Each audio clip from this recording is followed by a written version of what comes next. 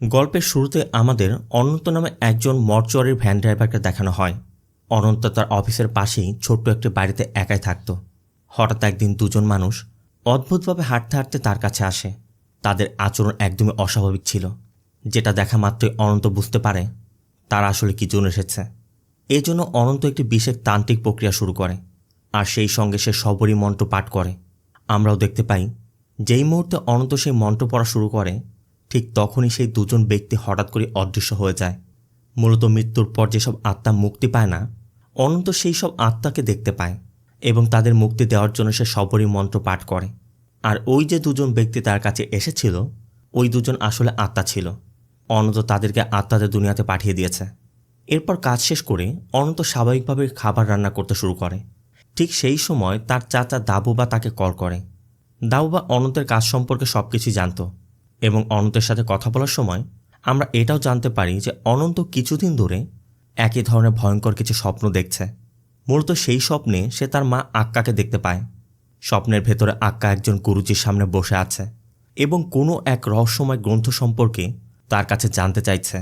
এর অর্থ হলো অনন্তের মা আক্কাও তন্ত্রমন্ত্র নিয়ে কাজ করত, কিন্তু দাবুবা সবসময় তাকে বলতো আক্কা খুবই সাদাসিধা একজন মহিলা ছিলেন এবং এই সব তন্ত্রমন্ত্রের সঙ্গে তার কোনো সম্পর্কই নেই। অনন্তের কথা শুনে দাবুবা অনন্তকে তার নিজের বাড়িতেও থাকতে বলে, কিন্তু অনন্ত তার কথা শুনতে চাচ্ছে না। সে উল্টো রাগ করে ফোন কেটে দেয়। মূলত এখানে আমরা আরও একটা বিষয় জানতে পারি যে অনন্তর মায়ের মৃত্যুর আগের কোনো ঘটনা অনন্তের মনে নেই। তার স্মৃতিশক্তি একদমই মুছে গেছে, আর এই কারণে সে ভেতরে ভেতরে খুবই কষ্ট পাচ্ছিল। আবার এদিকে ফোন কেটে দেওয়ার পর দাবুবাকেও দেখা যায় খুবই চিন্তিত। তার মুখের ভাব দেখেই মনে হচ্ছিল সে অনন্তের কাছ থেকে কিছু একটা বিষয় লুকিয়ে রেখেছে। দাবুদা কিছুক্ষণ চুপচাপ ভাবে, আর এরপর সে বেদান্ত নামে একজনকে কল করে। দাবুবা এবং বেদান্তের কথায় আমরা এটাও জানতে পারি অনন্তের শৈশব থেকেই তারা তার কাছ থেকে অনেক বড় একটি সত্য লুকিয়ে রেখেছিল, কিন্তু এখন তারা বুঝতে পারছে সম্ভবত অনন্তকে জানিয়ে দেওয়ার সময়টা এসে গেছে। এদিকে আমরা আবার অনন্তকে দেখতে পাই হাঁটতে হাঁটতে তার পুরনো একটি বাড়ির সামনে পৌঁছে গেছে। সেখানে সে একটি অদ্ভুত দৃশ্য দেখতে পায়। সে লক্ষ্য করে একটি মেয়ে মাটিতে পড়ে আছে, তার চারদিকে রক্ত ছড়িয়ে আছে, আর তার পাশে একটি ছোট্ট সিন্ধুক রাখা। এই দৃশ্য দেখার পর হঠাৎ সে মেয়েটি উঠে দাঁড়িয়ে তাকে একটি শব্দ বলে, বার্দ। ঠিক সেই মুহূর্তে অনন্তর ঘুম ভেঙে যায়। অর্থাৎ সে যা কিছু দেখছিল সব কিছু ছিল একটি স্বপ্ন। অনন্ত মূলত এই স্বপ্নগুলো ইদানিং খুব বেশি দেখছে, আর এই কারণে সে ভীষণ চিন্তিত। তো প্রতিদিনের মতো অনন্ত তার কাজে চলে যায়, যেখানে অনন্ত সিনিয়রের সাথে কথা হলে সে একটি ছেলের কথা জানায় যে যার উপর সম্ভবত কোনো আত্মার ভর করেছে। সে চাইছিল অনন্ত যেন ওই ছেলের সঙ্গে দেখা করে তাকে সাহায্য করে, কিন্তু অনন্ত তার প্রস্তাবে রাজি হচ্ছে না, কারণ সে এখন সাধারণ মানুষের সামনে তন্ত্রমন্ত্র করা বন্ধ করে দিয়েছে। সে শুধুমাত্র ওই সব আত্মাদের জন্য তন্ত্র ব্যবহার করে যারা নিজে থেকে তার কাছে এসে মুক্তি চায়। তো এজন্য সে আর বাড়াবাড়ি করছিল না। তবে সে জানায় যে আজ সকালে শান্তালাল নামে এক ব্যক্তি অনন্তের খোঁজ করতে কল করেছিল, এমনকি সে অনন্তের সাথে দেখা করতে চায়। সব থেকে অবাক করার বিষয় হচ্ছে এই শান্তালাল নাকি অনন্তের মা আক্কাকে ভালোভাবে চিনত।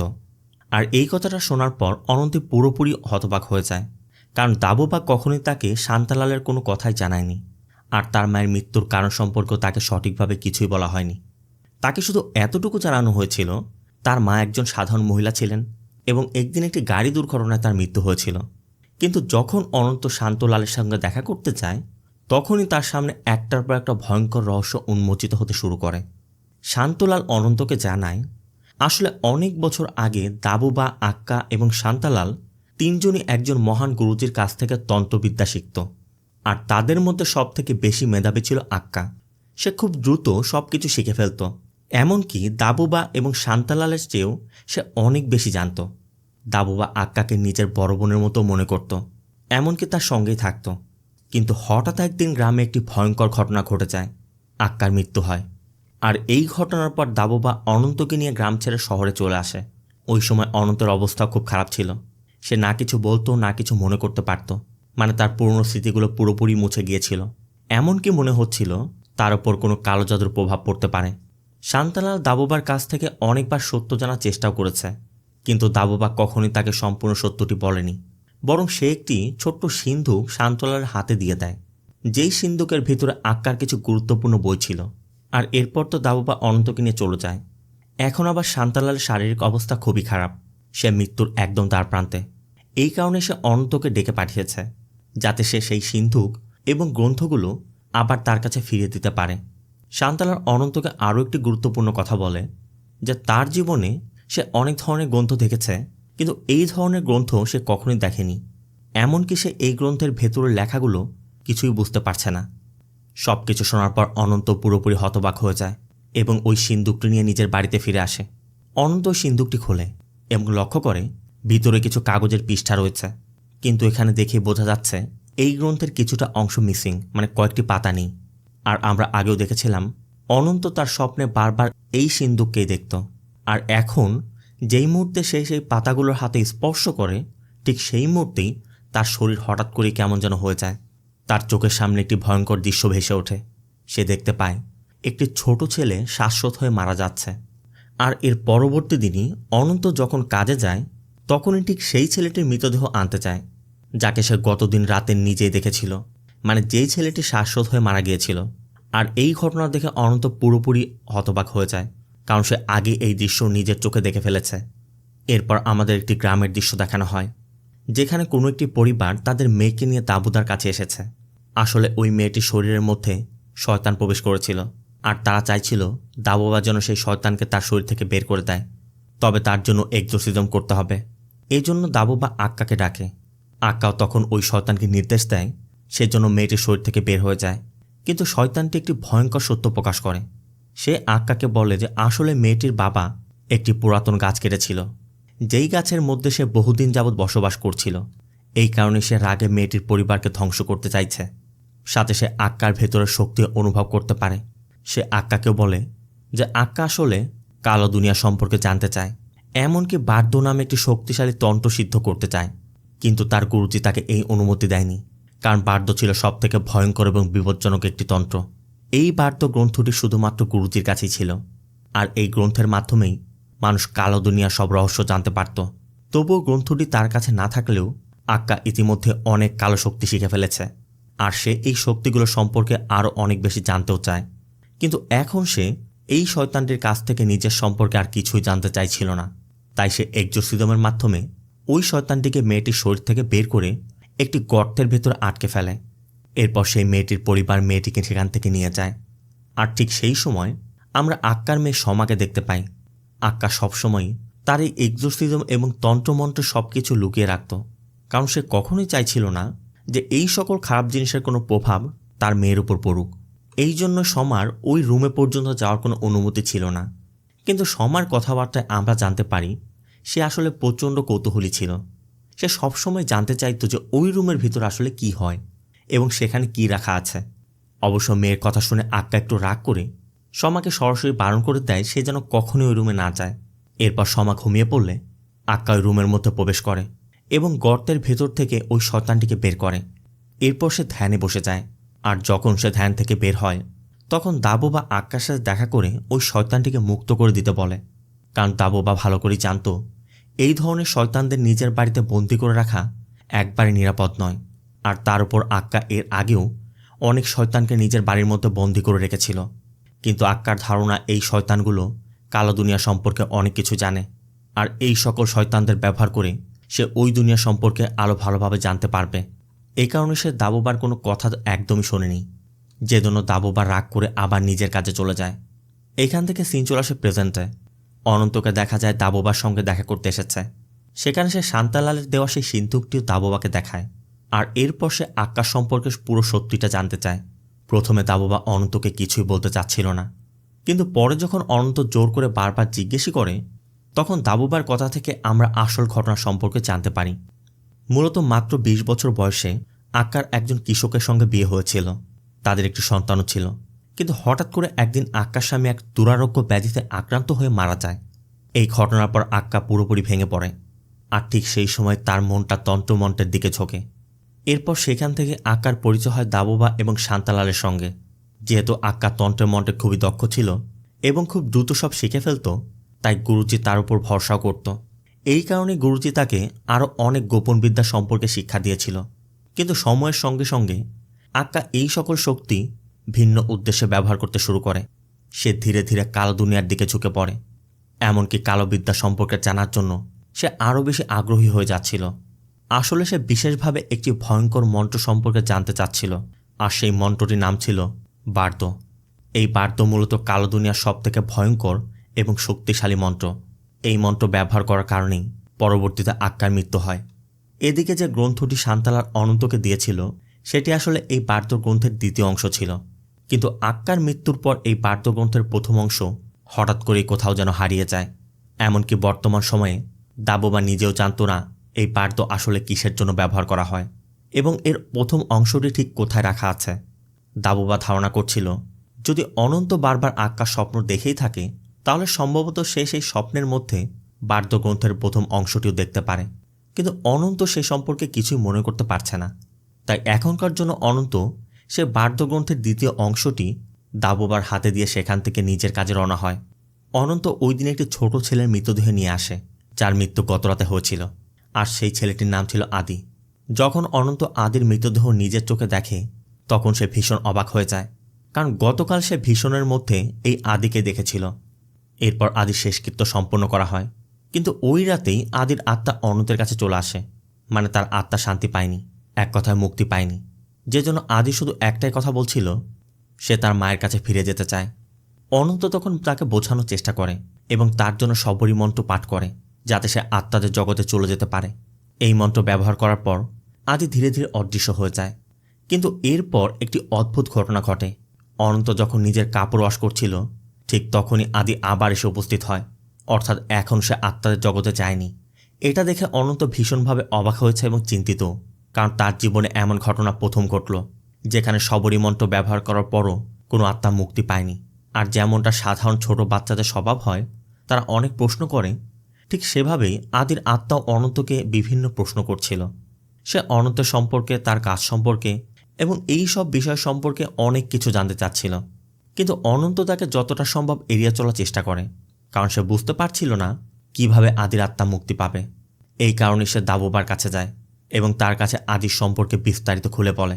দাবোবা তখন বলে যে অনেক সময় কোনো আত্মার নিজের শরীরের সঙ্গে খুব গভীর সম্পর্ক থাকে, এই কারণে কখনো কখনো শবরী মন্ত্র পাঠ করার পরও সেই আত্মা আত্মাদের জগতে যেতে পারে না।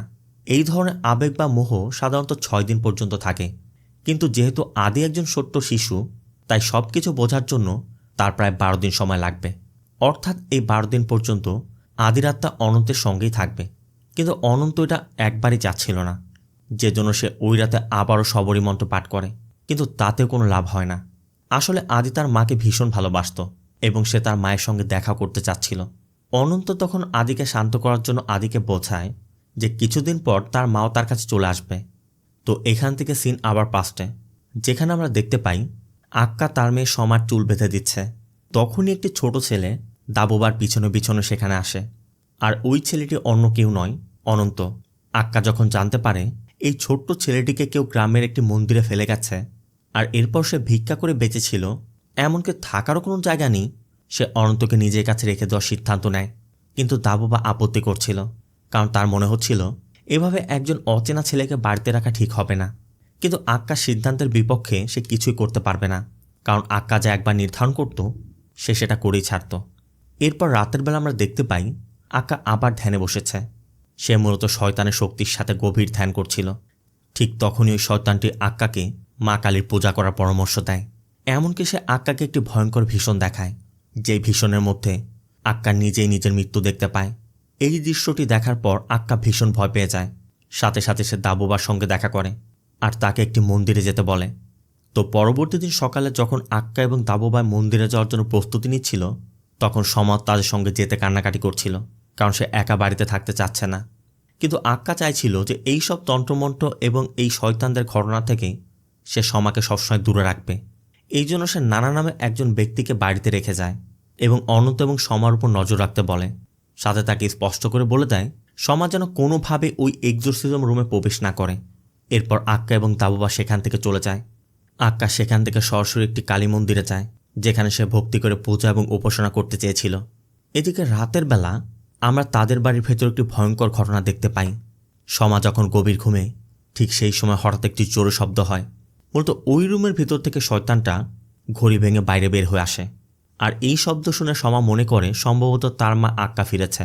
তাই সে নানা এবং অনন্তকে ঘুমিয়ে থাকতে দেখে একাই ওই রুমের দিকে চলে যায়।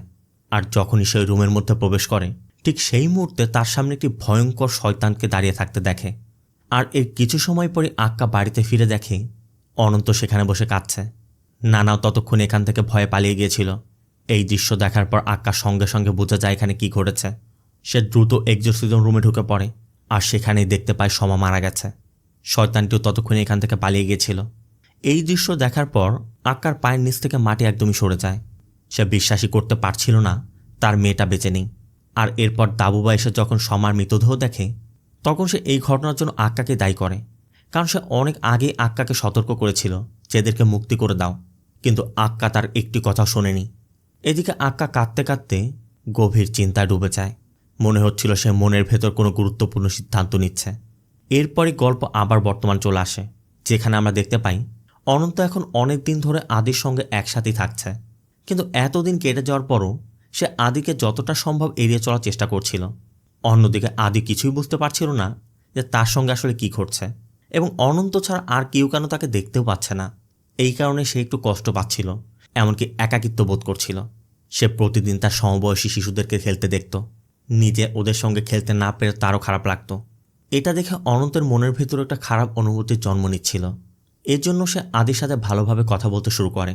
সে আদিকে সূর্যাস্ত দেখতেও নিয়ে যায়, যেখানে অনন্ত আদিকে সান্ত্বনা দেওয়ার জন্য বলে যে অনন্ত যখন ছোট ছিল তখন তারও একবার মৃত্যু হয়েছিল, কিন্তু পরে আবার সব স্বাভাবিক হয়ে গিয়েছে। সবাই আবার তাকে দেখতে পায়। ছোট্ট আদিও তখন অনন্তের এই কথাটি বিশ্বাস করে ফেলে। এরপর অনন্ত আদির সঙ্গে বেশ কিছু সময় কাটায়।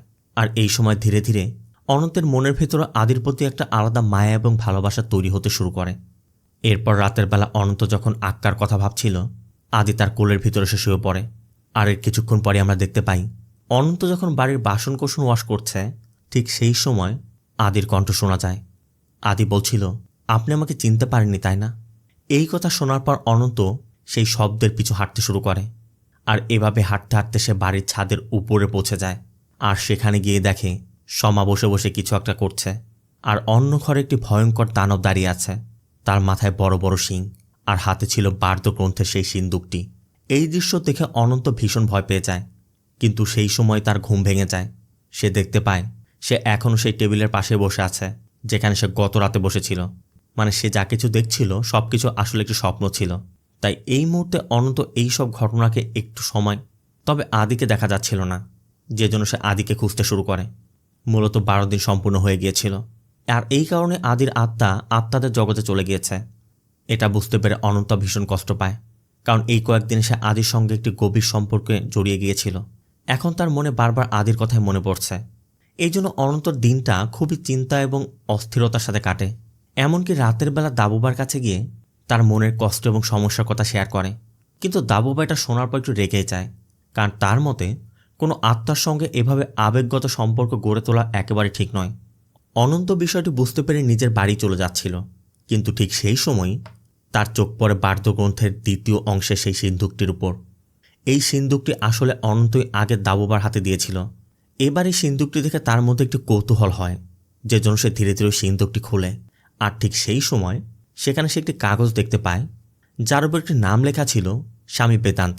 এই স্বামী বেদান্ত আসলে সেই গুরুজির একজন শিষ্য ছিলেন, যিনি দাবুবা, আক্কা এবং শান্তালালকে তন্ত্রবিদ্যা শিখিয়েছিলেন।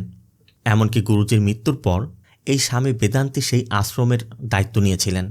তাই এই সব কিছু জানার পর অনন্ত আর সময় নষ্ট না করে সেই আশ্রমে চলে যায়, কারণ সে এখানেই বার্ধ গ্রন্থ এবং তার মায়ের সঙ্গে জড়িত সকল রহস্য সম্পর্কে সত্য জানতে পারবে। কারণ অনন্ত এখন প্রতিদিনই একই ধরনের ভয়ঙ্কর স্বপ্ন দেখছে, যেই স্বপ্নের ভিতরে সে নিজেকে একটি খুঁটির সঙ্গে বাঁধা অবস্থায় দেখত। এমনকি বারবার সমাকেও দেখছে, সাথে ওই ভয়ঙ্কর দানবটাকে, যার হাতে বার্ধ গ্রন্থে সেই সিন্দুক থাকত। তো এই সকল অদ্ভুত ঘটনা এবং ঘটনার কারণ জানার জন্য অনন্ত স্বামী বেদান্তের কাছে সব কিছু খুলে বলে। আর এই সকল কিছু শোনার পর স্বামী বেদান্ত তাকে জানায়, আজ থেকে প্রায় 32 বছর আগে গুরুজি খুব সতর্কভাবে বার্ধ গ্রন্থের সেই সিন্দুকটিকে আশ্রমের মধ্যে নিজের কাছে লুকিয়ে রেখেছিল। কিন্তু হঠাৎ একদিন সেই সিন্দুকটি সেখান থেকে নিখোঁজ হয়ে যায়। তারপর থেকে আজ পর্যন্ত ওই সিন্দুকের কোনো হদিশ পাওয়া যায়নি। তবে শেষবার যখন সেই সিন্দুকটি দেখা গিয়েছিল, সেটা হচ্ছে দাবুবা আক্কার হাতে দেখেছিল। আর আক্কাই ছিল সেই শেষ মানুষ যে এই বাদ্যগ্রন্থটি শেষবার ব্যবহার করেছিল। এই সকল তথ্য জানার পর এখান থেকে একটি ইঙ্গিত পাওয়া যায়, যদি এখনকার সময় অনন্ত বারবার আক্কার স্বপ্ন দেখে, তাহলে সম্ভবত আক্কা এখনও কোনো না কোনো রূপে তার আশেপাশে রয়েছে। তাই স্বামী বেদান্ত অনন্তকে একটি পরামর্শ দেয়। তিনি অনন্তকে বলে অনন্ত তার স্বপ্নের মধ্যে যা যা ঘটনা দেখেছে সবগুলোর জন্য তাকে বিস্তারিতভাবে জানায়। অনন্ত রাজি হয়। এরপর সে দাবুবার কাছে ফিরে যাওয়ার জন্য রওনা হয়। এদিকে আবার স্বামী বেদান্ত সরাসরি দাবুবাকে ফোন করে অনন্তের আসার খবরটিও জানিয়ে দেয়। দাবুবা এবং স্বামী দুজনে একসঙ্গে বেশ কিছু আলোচনা করে। তারা শেষ পর্যন্ত একটি সিদ্ধান্তে পৌঁছায়। তারা ধারণা করে যে অনন্ত ছোটবেলায় আক্কার মৃত্যুর আগে হয়তোবা বাদ্যগ্রন্থটি দেখেছিল, আর এই কারণে আজও সে এই সকল ঘটনার স্বপ্ন দেখছে। এবং যদি তার পূর্ণ স্মৃতিগুলো কোনো বিশেষ মন্ত্রের মাধ্যমে ফিরিয়ে আনা যায়, তাহলে সম্ভবত বাদ্যগ্রন্থের প্রথম অংশটির খোঁজও পাওয়া যাবে। আর এই কাজটি করা যাবে শুধুমাত্র বাদ্যগ্রন্থের দ্বিতীয় অংশের মাধ্যমে। আর এই দ্বিতীয় অংশটি এখনও দাবুবার কাছে রয়েছে। এই জন্য দাবুবা রাজিও হয়।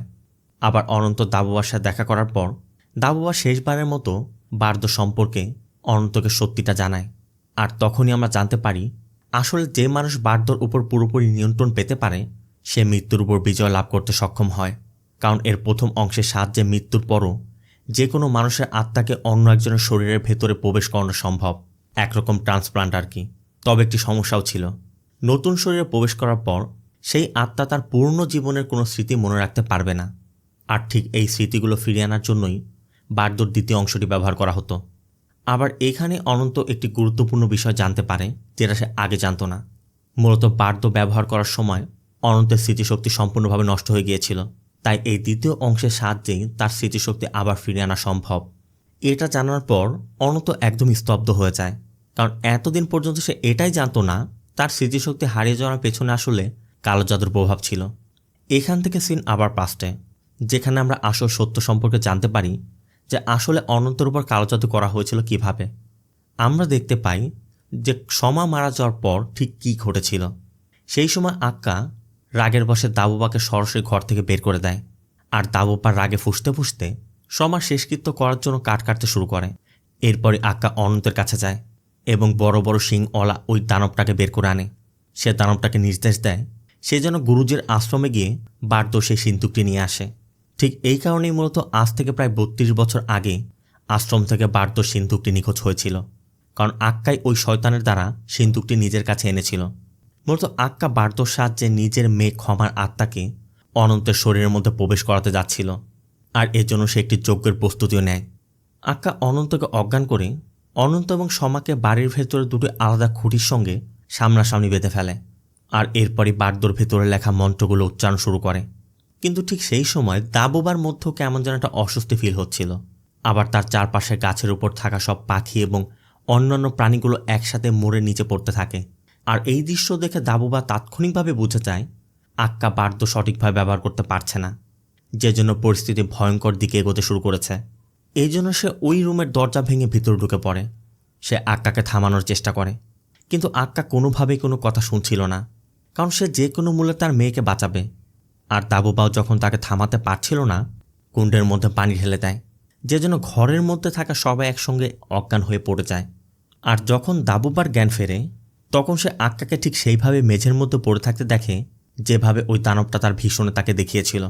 দাবুবা আক্কাকে ওঠানোর চেষ্টা করে, কিন্তু আক্কা উঠতে পারছে না, এমনকি শ্বাসও নিতে পারছিল না। তবুও সে দাবুবাকে বলছিল সেই যজ্ঞ থামিয়ে ঠিক করেনি। এমনকি ধীরে ধীরে নিজের হাত উঠে অনন্তের দিকে ইশারা করে আর দাবুবাকে স্মৃতিশ্লোক ব্যবহার করতে বলে। অর্থাৎ সে চাইছিল এই মন্ত্রের মাধ্যমে অনন্তের সব স্মৃতি ফিরে আসুক, কিন্তু দুর্ভাগ্যবশত এর আগেই তার মৃত্যু হয়েছিল। মূলত এই ঘটনার পর দাবুয়া পুরোপুরি ভেঙে পড়ে, নিজ হাতে আক্কা এবং সমা শেষকৃত্য সম্পূর্ণ করে। অন্যদিকে অনন্ত একদম নীরব হয়ে গিয়েছিল, সে কোনো কথা বলছিল না, এমনকি আগের জীবনে কোনো ঘটনার কথা তার মনে ছিল না।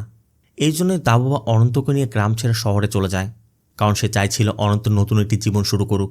আর এই জন্য অনন্ত থেকে এতদিন পর্যন্ত ওই ঘটনাগুলো গোপন রেখেছে। তো সিন চলে আসে প্রেজেন্টে।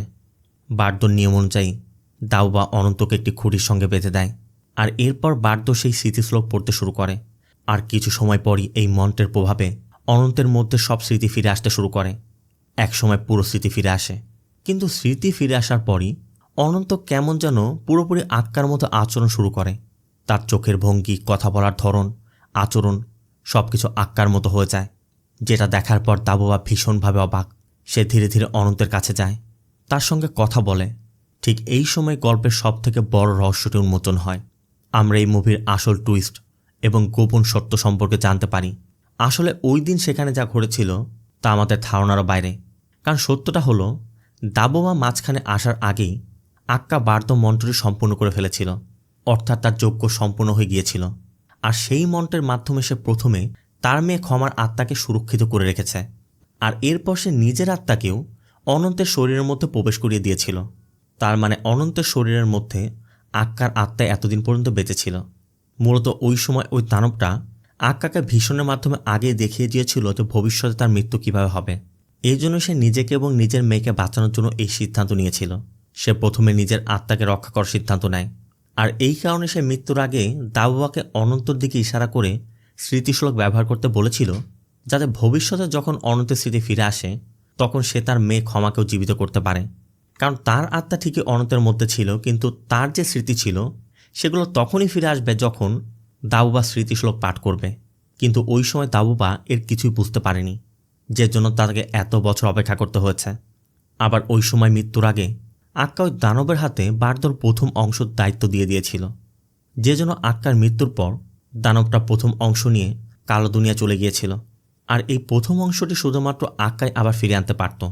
তাই এই সব সত্যটা জানার পর দাবুবা আতঙ্কিত হয়ে যায়, কারণ এখন পরিস্থিতি সম্পূর্ণভাবে পরিবর্তন হয়ে গিয়েছে। এখন পর্যন্ত অনন্তের শরীরের ভেতর যে আত্মাটি ছিল সে সম্পূর্ণভাবে শেষ হয়ে গিয়েছে। সেখানে এখন আক্কার আত্মা। আবার সে ভালো করে জানে সে যত চেষ্টাই করুক না কেন সে কখনোই আক্কাকে হারাতে পারবে না। আবার এখন তো আক্কার কাছে বার্দর শক্তিও রয়েছে, মানে একরকম সে অমর হয়ে গিয়েছে। তার মানে এতদিন ধরে অনন্ত যে স্বপ্ন দেখছিল, যেসব অদ্ভুত ঘটনা সে বারবার অনুভব করছিল, সেগুলো আসলে অন্য কিছু নয়, সেগুলো আক্কার আত্মারই ইঙ্গিত ছিল, কারণ সে বারবার সম্পূর্ণভাবে ফিরে আসতে চাচ্ছিল। এই পুরো সত্যটি জানার পর দাবুয়া আরও বেশি ভয় পায়, কারণ সে এখন স্পষ্টভাবে বুঝতে পারছে আক্কা এখন অত্যন্ত শক্তিশালী এবং ভয়ঙ্কর একটি সত্তায় পরিণত হয়েছে। দাবুয়া সেখানে এক মুহূর্ত থাকতে চাচ্ছিল না, সে চুপচাপ সেখান থেকে সরে যায়। আবার আক্কা যেহেতু আবার জীবিত হয়ে ফিরে এসেছে, তাই সে এখন নিজের মেয়ে সমাকে জীবিত করতে চায়। সে দুজন ভিখারিকে অনন্তের গাড়িতে করে একটি জলাশয়ের পাশে নিয়ে যায়, যেখানে একটি মেয়ে এবং একটি ছোট্ট ছেলে ছিল। জলাশয়ের অন্য প্রান্তে আমরা আদির আত্মাকে দেখতে পাই। সিন চলে যায় পরদিন সকালে। জলাশয়ের পাশে সব কিছু দেখে আমরা স্পষ্টই বুঝতে পারি গতরাতে আক্কা এখানে ব্ল্যাক ম্যাজিক করেছে, এমনকি সে সফলও হয়েছে। মূলত গতরাতে যে মেয়েটি এবং ছেলেটিকে সে নিয়ে এসেছিল, মেয়েটির মধ্যে আক্কার আত্মা আর ছোট্ট ছেলেটির মধ্যে সমার আত্মাকে ফিরিয়ে নিয়ে এসেছে। আর অনন্তের বডিটি জলাশয়ের পাশে পড়ে আছে। এখানে আক্কার কথায় আমরা এটাও জানতে পারি তাদের আর কখনোই মৃত্যু হবে না। অনন্তকাল ধরে তারা বিভিন্ন রূপে পৃথিবীতে ঘুরে বেড়াবে। মূলত তারা নিজেদের আত্মাকে এমনভাবে নিয়ন্ত্রণ করতে শিখে গিয়েছে যাতে প্রয়োজন হলে তারা নিজেদের আত্মাকে এক শরীর থেকে অন্য শরীরে স্থানান্তর করতে পারে। এই জন্যই তারা বারবার একটি শরীর ত্যাগ করে নতুন শরীরে প্রবেশ করতে পারবে। আক্কা তার মেয়ে সমাকে নিয়ে সেখান থেকে চলে যায়। অনন্তের নিতর দেহটি তখনও জলাশয়ের পাশে পড়ে আছে। এখানে মূলত মুভি শেষটা হয়। সবশেষে বলতে গেলে আক্কা যখন বার্দ মন্ত্রের প্রয়োগ করেছিল এবং সম্পূর্ণরূপে সেটা শেষ করেছিল, সে ভালো করে জানত স্মৃতিশ্লোক প্রয়োগ করার পরই অনন্তের মধ্যে থাকা তার আত্মা আবার সব স্মৃতি ফিরে পাবে আর তার মেয়েকে সে আবার ফিরিয়ে আনতে পারবে। কিন্তু বাদুবা ওই সময় ওই বিষয়টি বুঝতে না পারায় এত বছর পর্যন্ত তাকে অপেক্ষা করতে হয়েছে। আর শেষ পর্যন্ত বারবার সে অনন্তকে ওই স্বপ্নগুলো দেখে বাবুবার কাছে পাঠিয়েছে, যাতে তারা ওই স্মৃতিকে ফিরিয়ে আনার জন্য স্মৃতিশ্লোক পাঠ করে। আর এই সব কিছু ছিল একটা কালো জাদুর অংশ। এখানে আরও একটি বিষয় রিভিল হয়, আসলে ওই সময় আক্কা সমার আত্মাটাকে যে প্রোটেক্ট করে রেখেছিল সেটা মূলত আদির মধ্যে ছিল। মানে আদির যে আত্মাটাকে আমরা দেখেছিলাম সেটা আসলে সমার আত্মা ছিল, কিন্তু আদির রূপে। এই জন্য মূলত আদি বারবার অনন্তর কাছে আসছিল, কারণ সে তো বলেছিল সে তার মায়ের সাথে দেখা করতে চায়। সে ভালো করেই জানতো আদির মধ্যে তার মায়ের আত্মা রয়েছে। এমনকি অনন্ত তার স্বপ্নে শুধুমাত্র আক্কা নয়, সমাকেও দেখত। তো মুভিটা আপনার কেমন লেগেছে অবশ্যই কমেন্টে জানাবেন। ভিডিওটি ভালো লাগলে ভিডিওতে লাইক দিয়ে চ্যানেলটিকে সাবস্ক্রাইব করতে একদম ভুল করবেন না। দেখা হবে অন্য কোনো মুভি বা সিরিজের এক্সপ্লেনেশন ভিডিওতে। ততক্ষণ সব ভালো থাকবেন, সুস্থ থাকবেন। আল্লাহ হাফেজ।